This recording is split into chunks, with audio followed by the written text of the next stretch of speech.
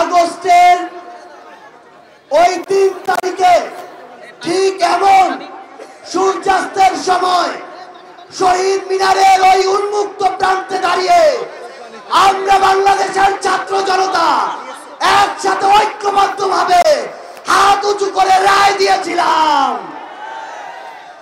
ঠিক তখন থেকে আজ 9 মাস পরে 2025 সালের মে মাসের এই 2 তারিখে এই বাইতুল মোকাররমের সামনে বাংলাদেশের ছাত্র জনতা আবারও হাত উঁচু করে ঐক্যবদ্ধভাবে রায় দিবে। আমরা সেদিন এক হাত তুলে এক আঙুল তুলে এক দফা ঘোষণা করেছিলাম। আজকে আমরা এখানে ঐক্যবদ্ধ মুষ্টিবদ্ধ হাত উঁচু করব। আমরা সবাই মুষ্টিবদ্ধ হাত উঁচু করব। এই আওয়ামী লীগ পিলখানা হত্যাকাণ্ড ঘটিয়েছে কিনা, এই আওয়ামী লীগ শাপলা হত্যাকাণ্ড ঘটিয়েছে কিনা, এই আওয়ামী লীগ জুলাই গণহত্যা ঘটিয়েছে কিনা, এই আওয়ামী লীগ ১,৫০০-এর অধিক ভাইকে শহীদ করেছে কিনা, তাহলে এই আওয়ামী লীগ খুনিদের দল কিনা? খুনিরা কি এই বাংলাদেশে রাজনীতি করতে পারবে?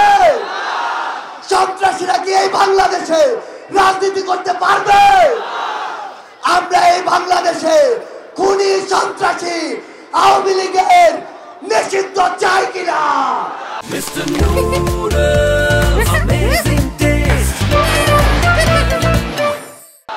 আমরা খুনি হাসিনার ফাঁসি চাই কিনা?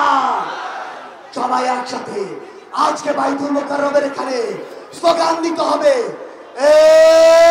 অ্যাকশন অ্যাকশন আওয়ামী লীগের বিরুদ্ধে, খুনিদের বিরুদ্ধে, সন্ত্রাসীদের বিরুদ্ধে ফাঁসি ফাঁসি ফাঁসি চাই, খুনি হাসিনার ফাঁসি চাই, ফাঁসি ফাঁসি ফাঁসি চাই, খুনি হাসিনার ফাঁসি চাই।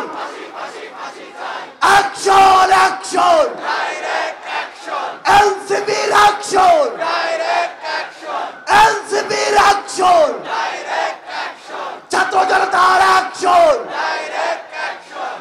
সবাই একসাথে বলতে হবে, ইনকিলাব ইনকিলাব, ইনকিলাব ইনকিলাব, দিল্লি না ঢাকা,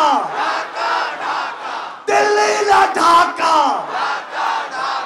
ক্ষমতা না জনতা, আপোষ না সংগ্রাম, দালালি না রাজপথ, দিয়েছি তো রক্ত, আরো দেব রক্ত, রক্তের বন্যায় ভেসে যাবে অন্যায়। আবু সাইদ মুক্ত,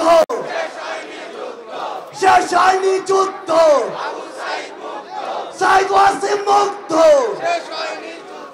শেষ হয়নি যুদ্ধ। আমাদের যুদ্ধ এখনো শেষ হয়নি।